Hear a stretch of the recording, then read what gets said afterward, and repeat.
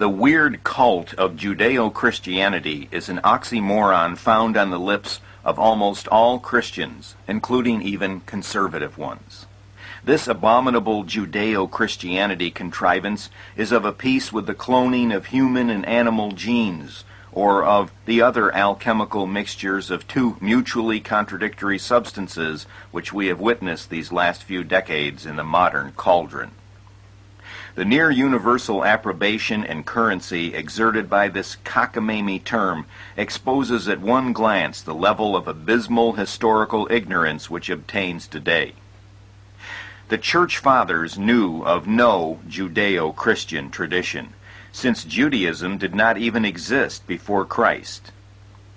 Before him there was the faith of the Israelites as it gradually decayed and was subverted by corrupt teachings such as were transmitted by the Pharisees and the Sadducees. This corruption was greatly exacerbated and escalated when a portion of the Israelites rejected the Messiah, Yeshua, that is to say Joshua, i.e. Jesus, after which their leaders eventually made their way to Babylon, where the corrupt and reprobate oral occult traditions of their elders, and that's a phrase Jesus used in Mark 7, were committed to writing and compiled as the Mishnah, M-I-S-H-N-A-H, comprising the first portion of the Talmud. At that juncture, the religion of Judaism was born. It is the Talmud, not the Bible, which is the hermeneutic system of Orthodox Judaism. I do not refer here or concern myself with Reform or the misnamed conservative supposed branches of Judaism. You have Orthodox, Reform, and Conservative, as the media describes it. These Reform and Conservative supposed branches of Judaism bear the same relationship to Judaism as Unitarians and other liberal denominations bear to Christianity. In other words, a negation of the fundamental premise of their founders, and therefore counterfeits. A church that denies the resurrection of Christ is not Christian no matter what it calls itself. A Reform or Conservative synagogue that denies the obligations of the Talmud is not Judaism, irrespective of the ethnic or cultural ties or nostalgia. They are a derivative variant. They are not Judaism. The early church recognized Christianity as having been founded by Israelites and representing the only true religion of the Bible. That's in 1 Peter chapter 2, verse 9. Judaism was not viewed as the repository of the spiritual truths or knowledge of the Old Testament, or as elder brothers in the faith, as Pope John Paul II has claimed, but as a post-biblical Babylonian cult totally at variance with biblical Christianity.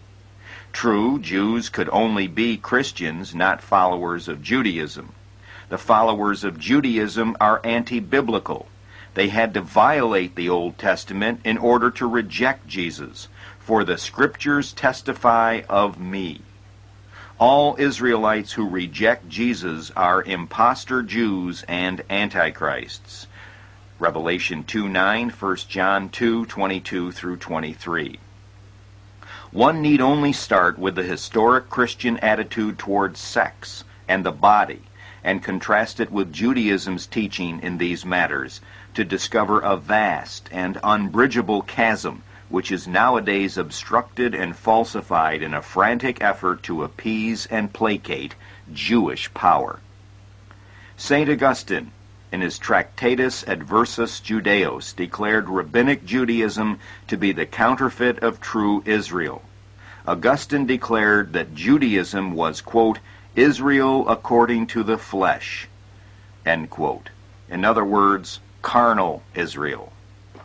For Christians, the essence of the human being is the soul. For Talmudists, it is the body. Hence their worship of their own race as the type of God. See, for example, Daniel Boyarin, This We Know to Be the Carnal Israel, in Critical Inquiry, Volume 18, pages 474 to 505. And David Bialy, that's B-I-A-L-E, Eros and the Jews, New York, Basic Books, 1992. Virginity is highly problematic in Judaism, where defilement is defined as the failure to engage in the sex act. The rabbis forbid virginity. Cf., for example, William Wright, The Homilies of Aphraates, that's A-P-H-R-A-A-T-E-S, The Homilies of Aphraates the Persian Sage, London, 1869, Volume 1, The Syriac Texts, page 355. On this subject of sexuality alone, it is impossible to speak of a Judeo-Christian tradition. That Christ and his gospel are betrayed by those who declare an alleged Judeo-Christian tradition is of no discernible concern to the popes, preachers, and pundits thus engaged.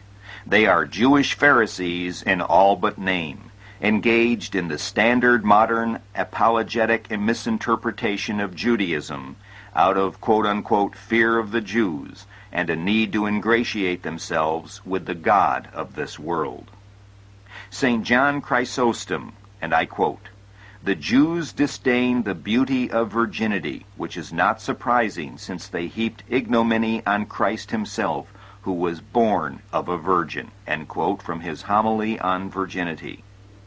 There is no fundamental opposition between spirit and matter in Judaism.